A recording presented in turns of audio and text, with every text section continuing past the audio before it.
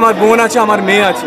পশ্চিমবঙ্গের প্রত্যেক মেয়ের সুরক্ষার জন্য, প্রত্যেক মেয়ের নিরাপত্তার জন্য এবং অভয়ার আমার বোনের 1 বছর পেরিয়ে গেল, আমরা সুবিচার পাইনি। যে সুবিচারের জন্য আজকে আমরা এখানে এসেছি। নবান্ন অভিযান কি সফল?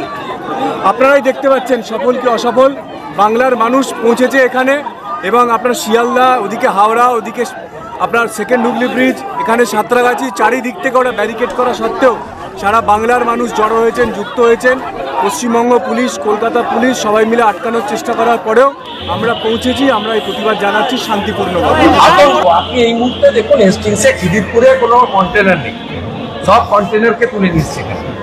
কন্টেনার লাগাচ্ছে মানে সে লোহার, মানে রেলে যেগুলো যায়, জাহাজে যায়, সেই সমস্ত বড় বড় কন্টেনার এখানে নিয়ে এসছে। একটা নির্যাতিতা খুন হয়ে যাওয়া, তার বাবা মাকে এত ভয়।